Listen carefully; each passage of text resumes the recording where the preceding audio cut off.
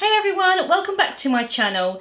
So today's video is going to be answering a question that I have gotten many times since I started making YouTube videos, and it's how do I make YouTube videos as a visually impaired YouTuber?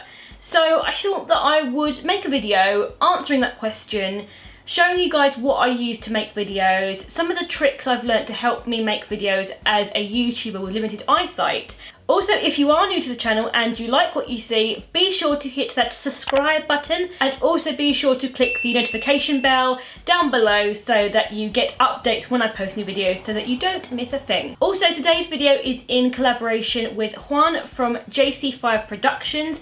He is a really fantastic filmmaker and makes really beautifully created videos about sight loss. He makes short films, he makes really funny videos, and his camera work is absolutely incredible. And in actual fact, Juan from JC5 Productions has got a little message for us about what he's going to be doing on his channel. What's going on? My name is Juan from the channel JC5 Productions. I make content like narratives and short films, but I also do sit-down videos like this where I talk about disability and blindness, but I also incorporate some of that into my short films as well. In my video on this collab, I talk about the more psychological aspect of being a visually impaired YouTuber in a visual medium. So I talk about some of the challenges that may come from other people or from within, so hopefully you enjoy that video. I'm really excited to see what he has talked about in his video, and I will leave links to his channel down below if you would like to go and check his channel out, because you totally should. So without further ado, let's get on into the video and I will talk to you about how I make videos as a visually impaired YouTuber. Let's go. So I'm going to begin by starting with what cameras I use.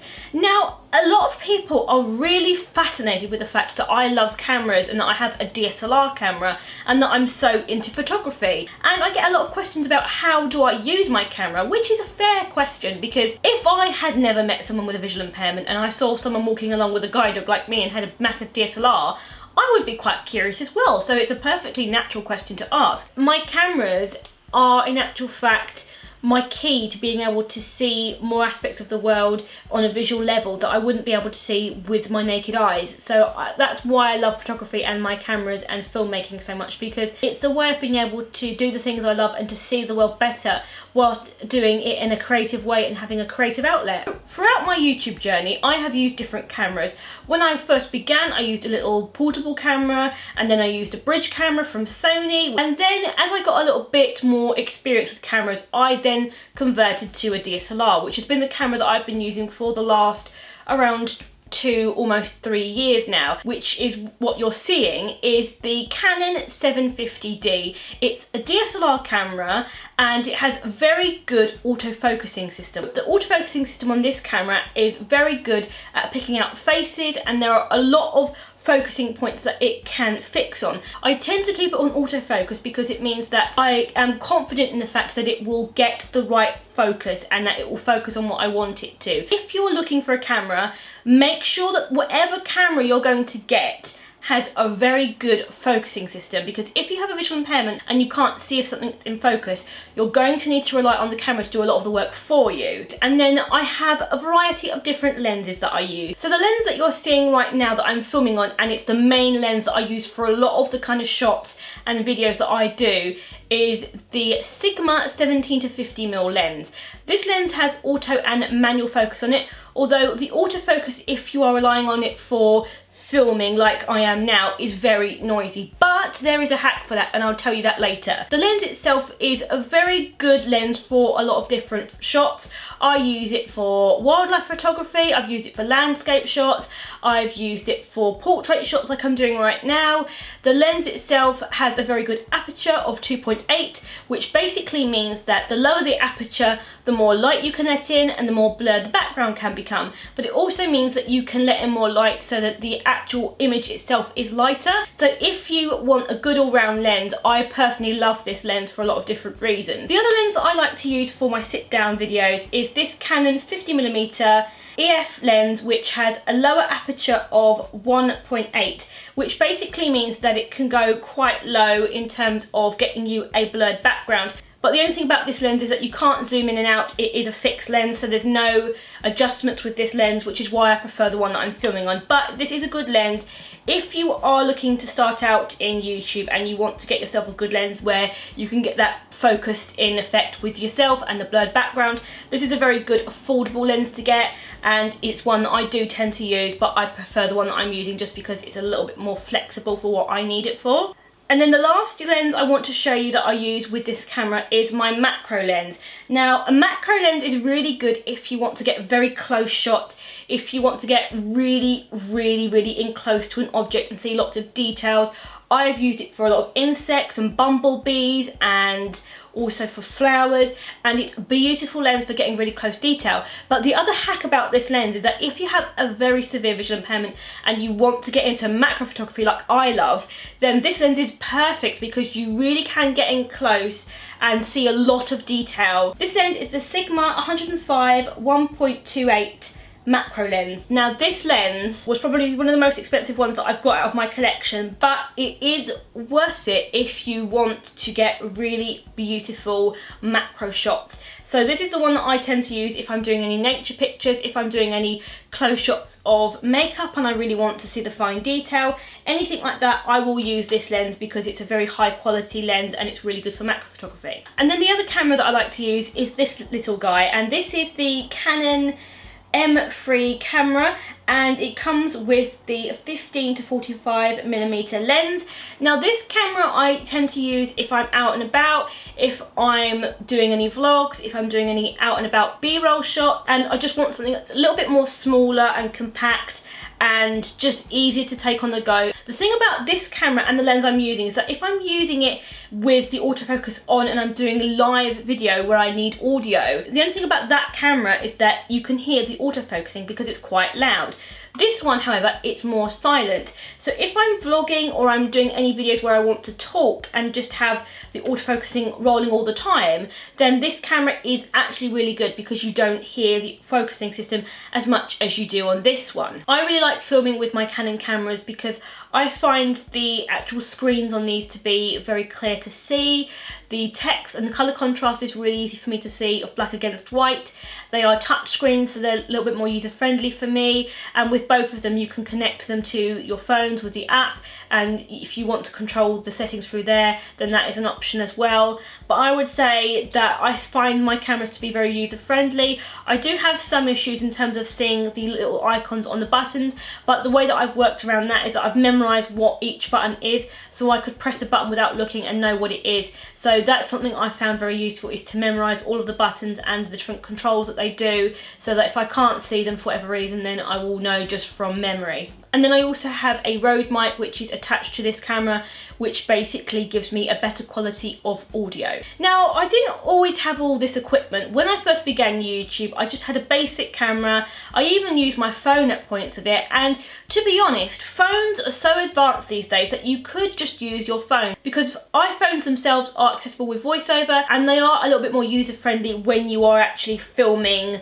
on a phone, because you can actually hear what the voiceover is telling you when you are on your camera. Now, personally, one of the biggest challenges that I have found filming videos as a visually impaired YouTuber is actually seeing the screen on my camera. My camera has a flip screen, but because I have to have it quite a way back, I can't actually see the screen. So a way that I figured out how I can actually film videos alone without someone needing to be in the room to see the screen is to actually use my MacBook. Now, how this works is with a Canon camera, I don't know if this is the same with other camera brands, I've only ever found it on Canon, but you can either download or install software from your CD when you first get your camera, and it basically puts on an app onto your computer or your MacBook, and it essentially has an app where you can turn your laptop screen or your computer screen into a monitor. So it will basically show you in a bigger scale what is on your screen, so you can see yourself clearly, you can see if you're in focus, you can change the settings on this, you can also stop recording and start recording, you can check audio levels. And for me, having restricted vision where I can't see far enough to see the screen on my camera, this is really useful because it means that I don't have to worry about if I'm still in focus, if the camera stopped recording and I need to start rolling again, if I need to change any of my settings. It's a really good feature, and I would definitely say that's one of the reasons why I would stick with Canon personally, because it's a really useful feature for me and it's instrumental in how I could actually make my videos. If I didn't have this feature, I would not be able to make videos on my own. It would not be possible because I would not be able to see the camera clearly enough. If, like me, you have a DSLR with a lens that's very noisy when you put it on autofocus, with this you can focus it in on your face and then you can turn off the face tracking mode so it's still locked in on the area what you want it to be in focus on.